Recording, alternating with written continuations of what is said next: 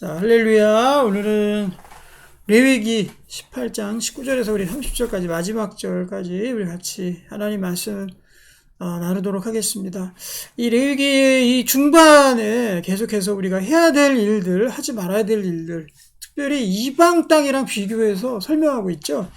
이방 이스라엘 백성들이 이제 앞으로 점령하게 될 그 가운데 있었던 가나안의 민족들, 그리고 그 광야에 있었던 그런 여러 가지 그 민족의 풍습들과 이런 악한 행습들, 이런 것에 대해서 너희는 거룩한 백성으로 경계해야 될 것들에 대해서 이렇게 가르쳐 주고 있습니다. 자, 우리 한 절씩 보겠습니다. 19절입니다. 너는 여인이 월경으로 불결한 동안에 그에게 가까이 하여 그의 하체를 범하지 말지니라. 하나님께서는 특히 이 피에 대한 그런 규정들을 굉장히 이 레위기나 다른 성경 통해서 많이 해주시는 것들을 봅니다. 그래서 이 유출병이 있을 때 그것들이 부정함돼서 이야기하고, 그리고 동물에 대해서 피채 먹지 말라고 계속해서 강조하죠. 여기 19절에 보면 왜 월경 중에 하체를 범하지 말라 이렇게 이제 명령했겠습니까? 하나님의 생명의 근원인 이 피와 관련이 있기 때문에, 그리고 여러 가지 우리의 그러한 복원의 문제들, 이런 것들이 문제가 되기 때문에 하나님께서 금지하신 것입니다. 자, 20절 볼까요? 너는 내 이웃의 아내와 동침하여 설정함으로 그 여자와 함께 자기를 더럽히지 말지니라. 결국 이렇게 하면은 어떻게 된다는 겁니까? 다른 사람 욕보이는 거예요? 어떻게 되는 거예요? 오늘의 이 본문의 주제죠. 이 모든 이제 죄악이 앞으로 쭉 나오는데 이게 다 다른 사람한테 범죄하는 겁니까? 다른 사람 죄가 되겠죠. 다른 사람 더럽히는 거예요? 아니에요. 결국 자기를 더럽히지 말라고 성경에서 말씀하죠. 20절에 보면은 그 여자와 함께 자기를 더럽히지 말라. 자기는 그냥 쾌락으로 한번 지내면 끝나는데, 그게 아니라 그만큼 자기가 더러워진다는 거예요.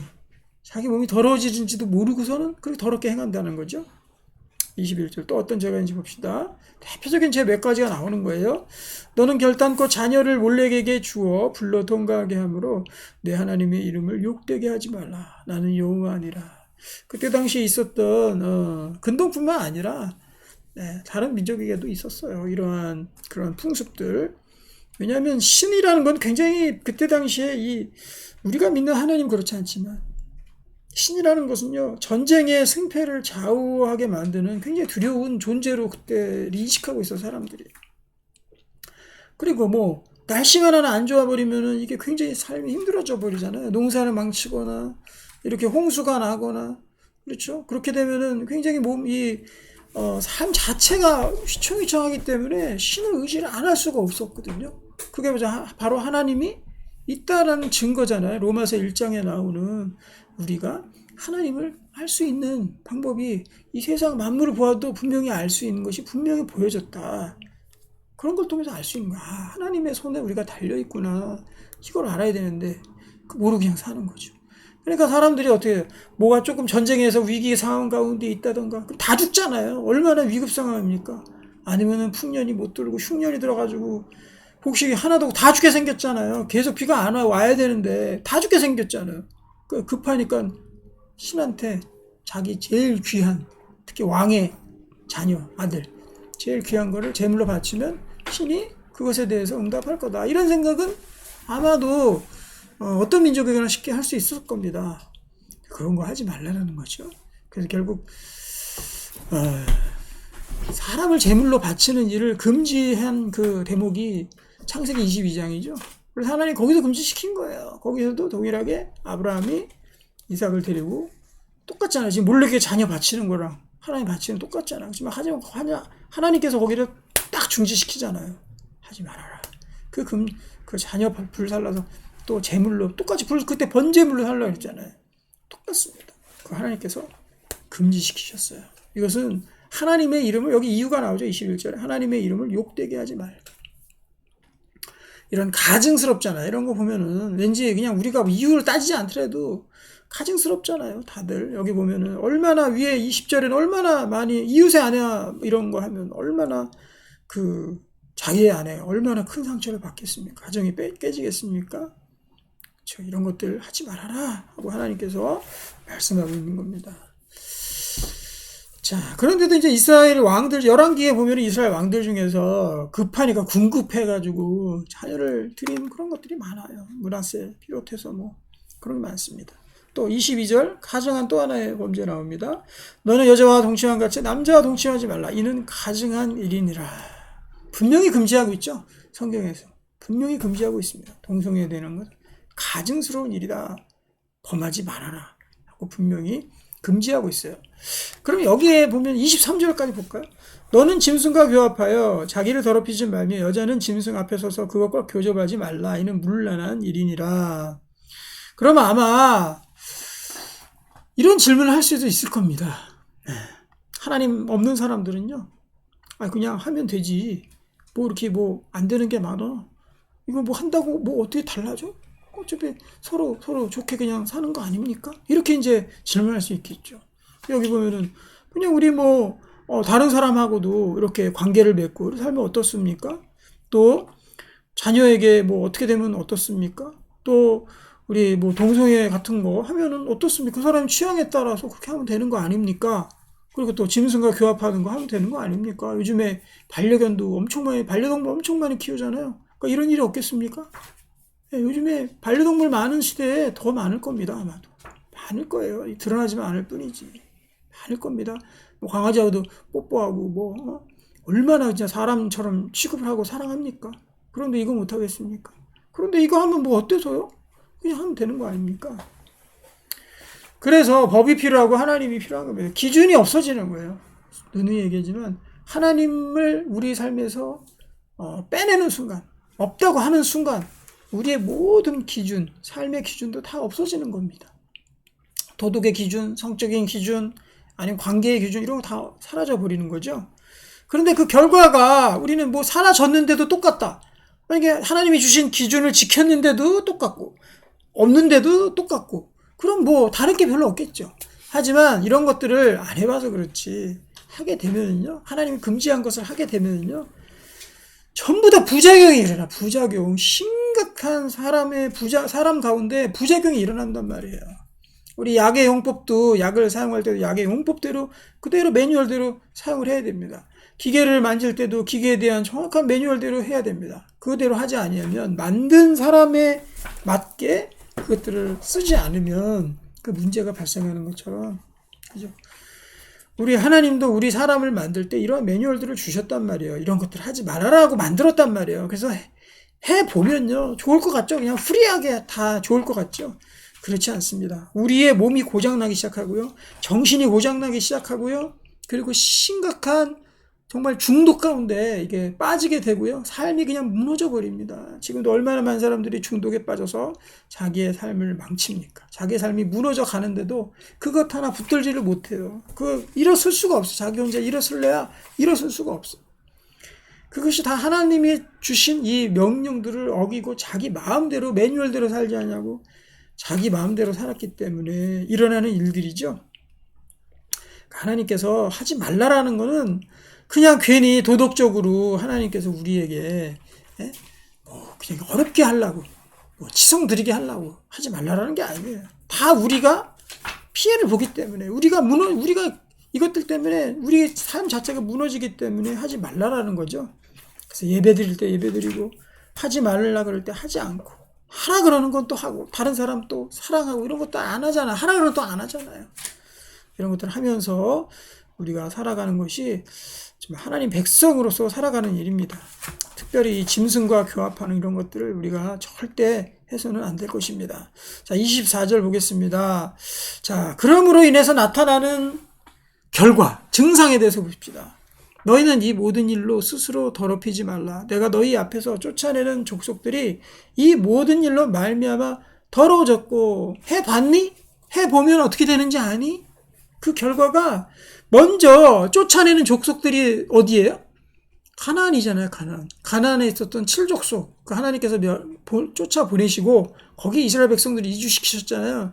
그럼 그 백성들은 무슨 죄가 있어서 불쌍하지 않습니까? 나중에 가면은 여호수아한테 다 깨지고 다 진멸당하잖아요. 다 물론 명령대로 100% 진멸하지는 않았지만 타협을 하긴 했지만 그 백성들은 무슨 죄가 있다고 그 백성들을 몰아냅니까? 저렇게 다 죽여라. 한 명도 빼지 말고 다 죽여라 그러잖아요. 무슨 죄가 있어서 그렇습니까? 이렇게 질문하는 사람이 있어요. 이것 때문에 그렇죠. 24절. 너희는 이 모든 일로 스스로 더럽히지 말라. 내가 너희 앞에서 쫓아내는 족속들, 가나안 7족속, 그 땅에 있었던 족속들이 벌써 이 모든 일로 말미암아 이미 더러워졌다라는 거죠. 그래서 그때 당시에 있었던 가나안의 그 풍습들과 이런 종교, 문화 이런 것들을 본다면은요 정말 문란하기 그지 없었습니다. 많은 자녀들을 몰렉신에게 불살라 바쳤고요. 그리고 성적인 이 음란함과 타락상은요 이루 말할 데가 없었어요. 그로 말미암아 가정이 지켜지겠습니까? 가정 다 무너지죠. 자기 마음대로, 자기 뜻대로, 아무런 기준도 없이 자기 마음대로, 자기 뜻대로 그렇게 다 무너진 거예요. 기준이 없으면 왜 이렇게 우리 삶이 무너지죠? 라고 질문했을 때 우리가 쉽게 알 수 있는 방법이 있죠. 우리가 내가 지금 살고 있는 이 나의 삶의 터전도 한번 질서가 없이 내 마음대로 살아간다고 한번 생각해 보십시오. 이거는 잘 이상하게 죄는 자꾸 질문하고 죄는 잘 이해가 안 간다 그러는데 우리의 삶을 적용해 보면은 너무 쉽게 알 수 있는 거예요. 기준 없이 질서 없이 살아가는 게 얼마나 큰 건지. 만약에 학교에서, 우리의 직장에서, 우리의 가정에서 질서 없이 내 맘대로 살고 싶은 대로 내 맘대로 산다고 생각해 보십시오. 어떻게 되겠습니까? 그냥 다 무너지는 거죠. 특별히 자녀들, 학생들 보면은요, 자기 맘대로 그냥 막 살고선 학교에서 무슨 좋은 성적을 거둘 수가 없겠죠. 그리고 좋은 결과를 바랄 수 없겠죠. 남편이 자기 마음대로 하고 싶은 대로 산다. 그럼 그거 누가 허용해주고 누가 살겠습니까? 어떤 여자가 살겠어요? 조금만 적용해봐도 아는데 이 하나님께서 하지 말라는 명령들을 굳이 하면서 잘 살기를 바라는 그같이 모순된 말이 없겠죠. 그래서 여기 보면은 이 결과는 결국 뭐냐? 스스로 더럽히지 말라라는 거예요. 너희 스스로 이걸 더럽히는 일이다. 스스로 돼지가 진흙탕에 뒹굴다가 씻겨내 다시 돼지가 들어가고 그 토한 것을 다시 먹은 것 같다 그랬잖아요. 예수님께서. 그래요. 우리가 스스로 더럽히는 겁니다. 똥인지도 모르고 그냥 돼지 우리간인지도 모르고 거기 가서 비비고선 막 있는 거예요. 그렇게 더러워지는 거죠. 영적으로 깨끗해 보면 알아요. 얼마나 더럽게 살았는지. 그 족속들이 이미 이런 죄악 가운데 있었습니다. 지금도 마찬가지예요. 지금도 이러한 죄악들이 우리 가운데 관영이 있고 지금도 이런 것들을 저지른 사람들이 너무나도 많아요. 얼마나 많습니까? 자, 그 다음에 이제 또 하나 나타나는 현상이 있습니다. 25절. 그 땅도 더러워졌으므로 내가 그 악으로 말미암아 벌하고 그 땅도 스스로 그 주민을 토하여 내느니라. 야, 여기 보면은 땅을 의인화하고 있죠. 사람이 잘못하고 죄를 저질렀는데 하나님께서 하지 말라는 것 죄를 저질렀는데 왜 땅이 그 사람들을 토해내느냐, 이게 무슨 뜻이냐 이렇게 생각할 수 있겠죠. 땅이 더러워졌고 내가 그 악으로 말미암아 벌하고 땅도 그냥 구역질 우악하면서 구역질을 내면서 이 더러운 놈들하고 땅이 토해낸단 말이야. 땅이, 이 땅은 뭡니까? 하나님께서 우리 하나님의 백성들을 특별히 이스라엘 백성들 가운데 주시는 기업이요, 기업. 땅이. 나중에 땅을 분할하잖아요. 가나안에 도착해서 여호수아가 보면은 여호수아서에서 땅을 그 12지파에게 딱 분할해서 주지 않습니까? 그리고 그 땅이 주인도 못 바꾸잖아요. 결국 하나님이 주신 유산이기 때문에. 이 땅이 토해낸다는 건 뭐냐? 우리가 이렇게 한다 그러면 하나님의 유산을 이어받을 수 없다라는 거예요. 하나님의 유산, 하나님께서 주시는 생명의 땅. 결국 이 땅은 어디에? 가나안 땅 어디입니까? 우리가 가게 될 천국. 그 천국의 유산을, 천국이라는 하나님의 나라라는 유산을 우리가 받을 수 없는 거예요. 그 땅이 이 더러운 죄악과 또 악함을 토해낸단 말이에요. 아주 그냥 역겨워서 토해내듯이 땅이 토해낸다.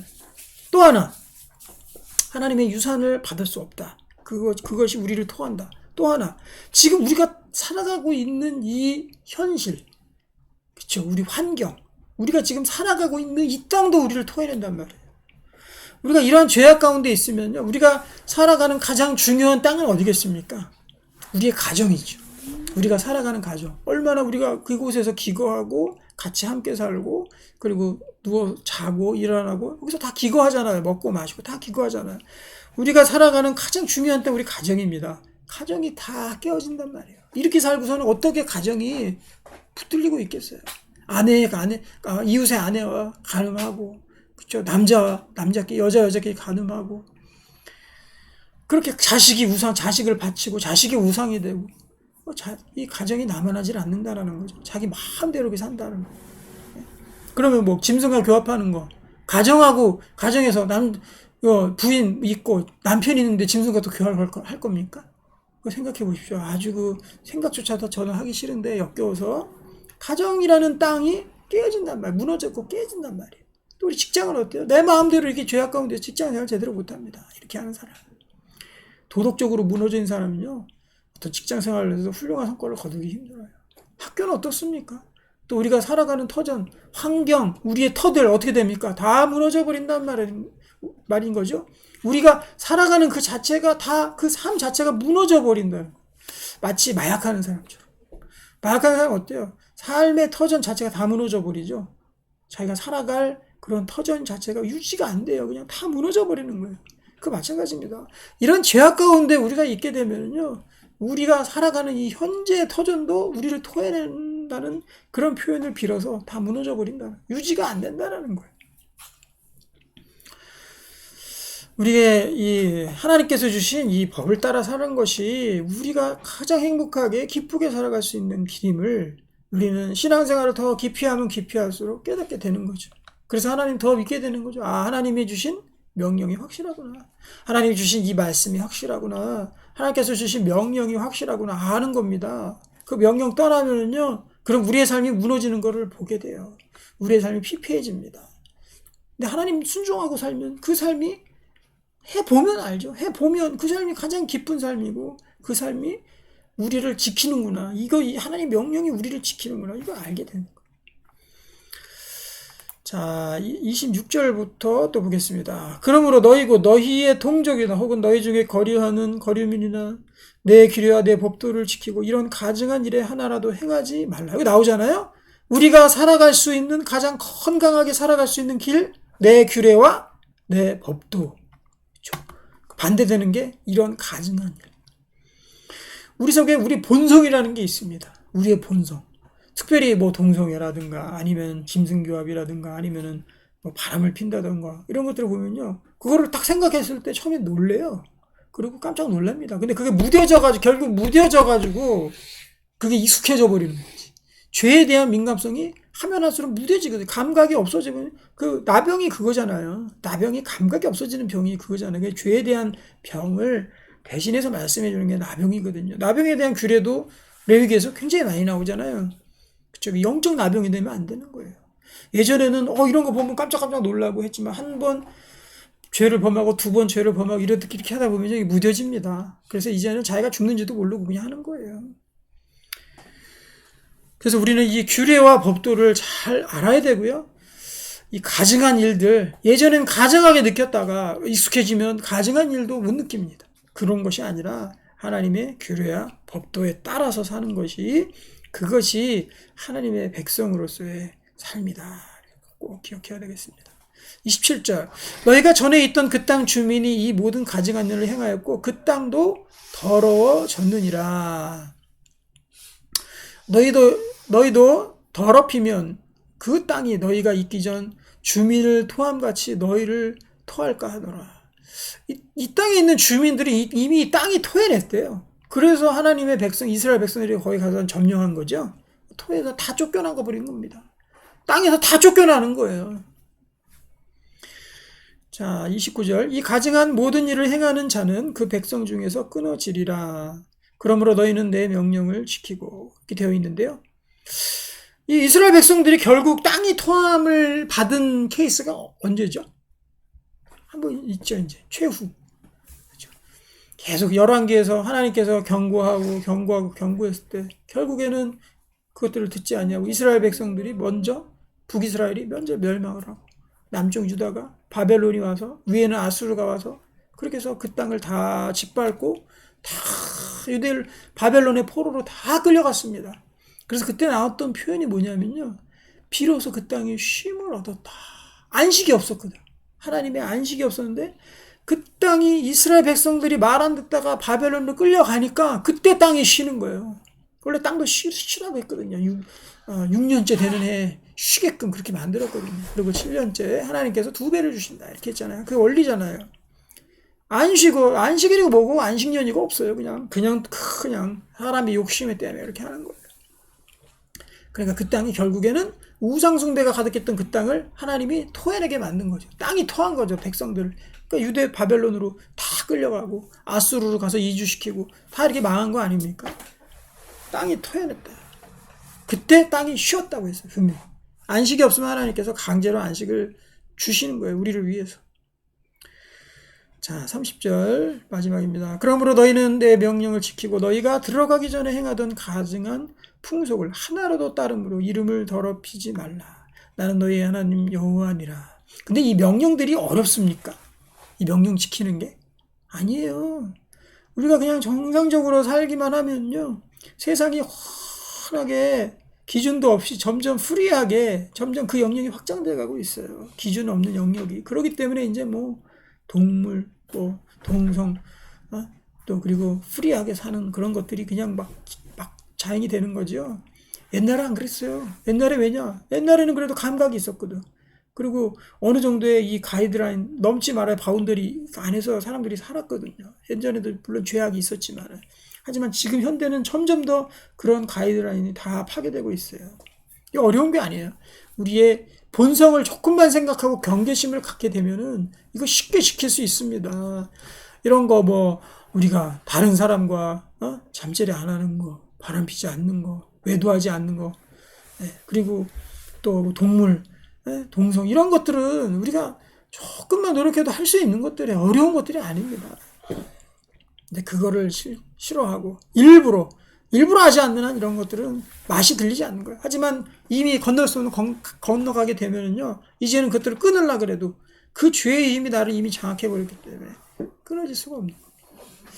자, 말씀 정리하면은요, 사람이 했던 것들은 무엇입니까? 우리 한번 세 부분으로 나눠서 생각을 해봅시다. 사람이 했던 것들, 그렇죠? 그때 당시에 백성들이 있었던 수한 하나님을 거역한 죄들, 이런 죄들이 우리 가운데 있을 수 있다는 거죠. 그때 하나님께서는 어떻습니까? 하나님은 이런 것들에 대해서 경계를 정해주는 겁니다. 경계를 정해주고 땅이 토함을 만들어서 우리가 깨닫게 알 수 있도록 하나님께서 그 가이드라인을 정해주시는 거죠. 자, 나에 대한 적용입니다. 나는 어떻게 해야 되겠습니까?